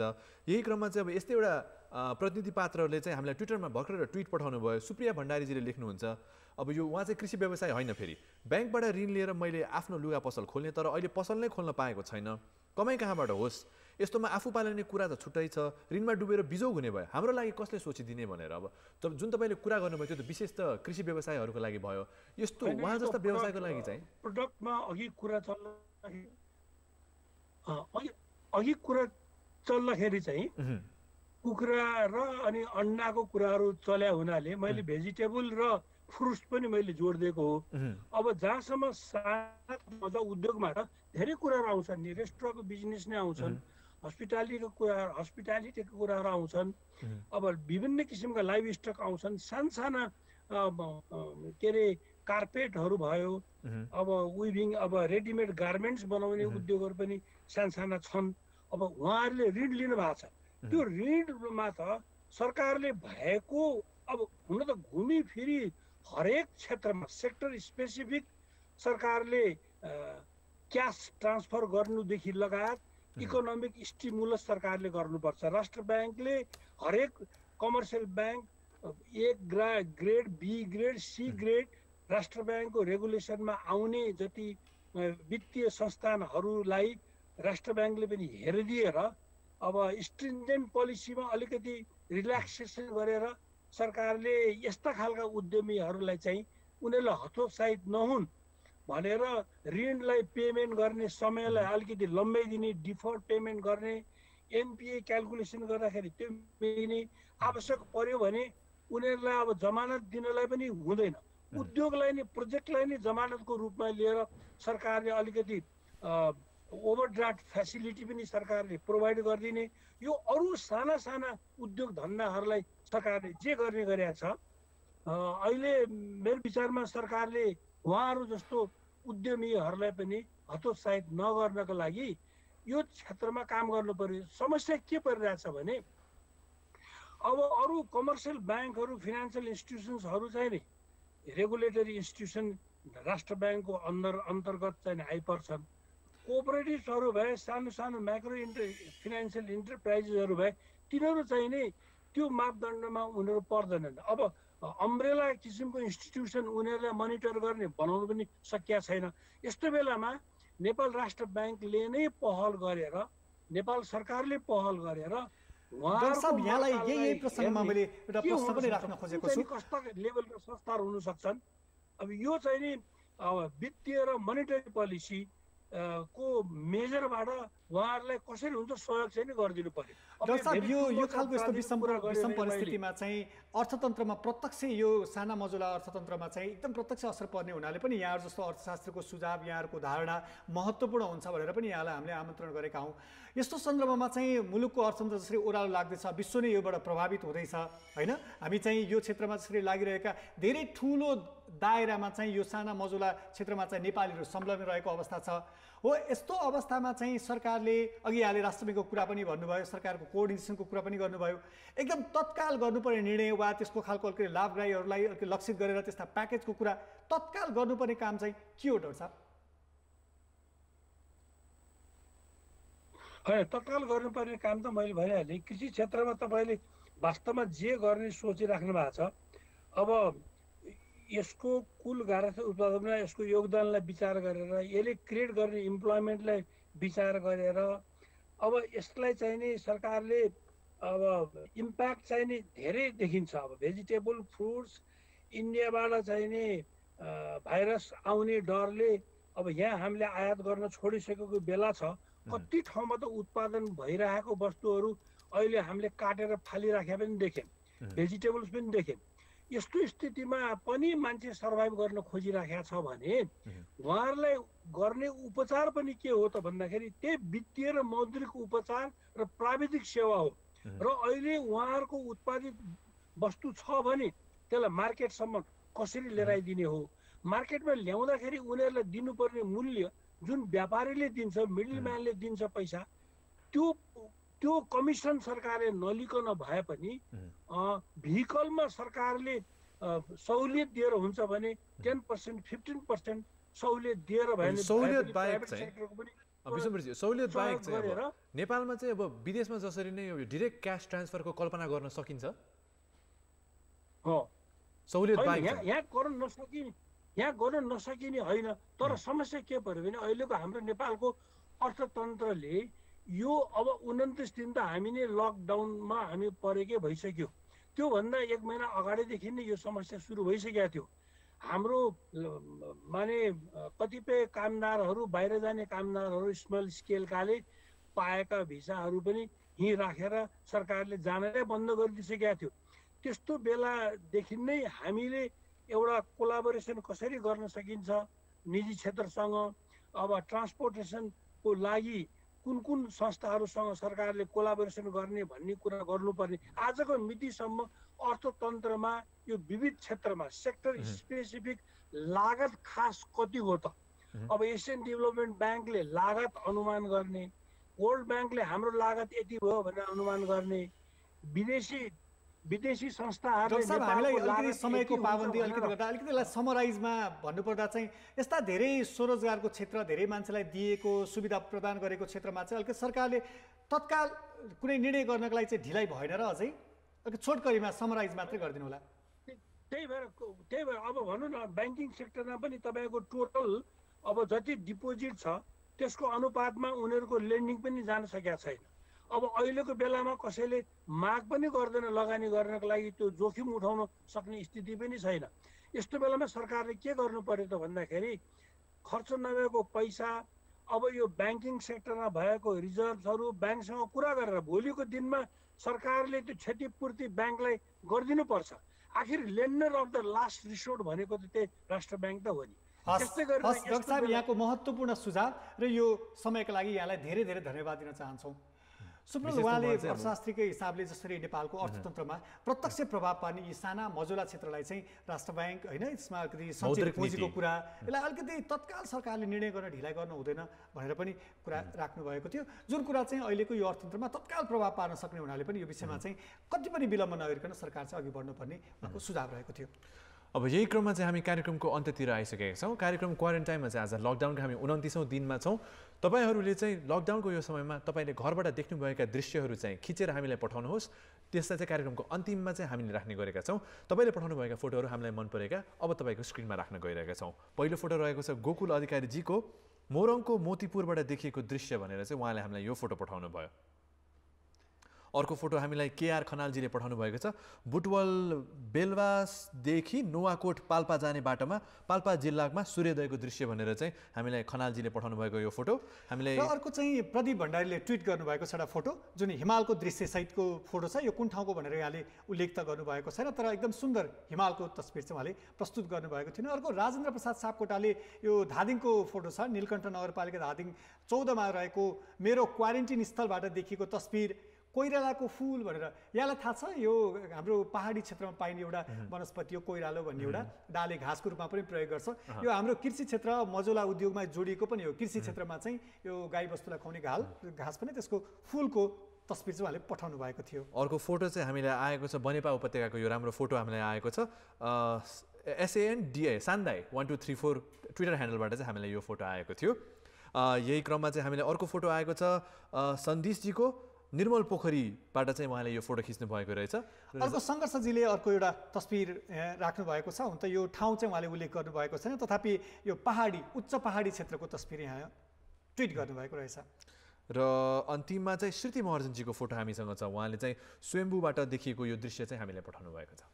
र यसका साथसाथै चाहिँ कार्यक्रम क्वारेन्टाइनको अन्त्यतिर हामी आइसकेका छौँ। आज हामीले कुरा उठायौँ लकडाउनको यो समयमा यो विपदको यो बेलामा चाहिँ साना तथा मझौला व्यवसायहरू उद्योग व्यवसायहरूलाई कस्तो समस्या परेको छ र त्यसबारे सरकारको कस्तो भूमिका हुन्छ त्यसबारे हामीले छलफल गऱ्यौँ। यस्तै विषयहरू कोरोना भाइरस लकडाउनसँग सम्बन्धित विषयहरू लिएर भोलि पुनः हामी तपाईँहरूको टेलिभिजन स्क्रिनमा आउनेछौँ 2:30 बजेदेखि 4 बजेसम्म कार्यक्रम क्वारेन्टाइनमा।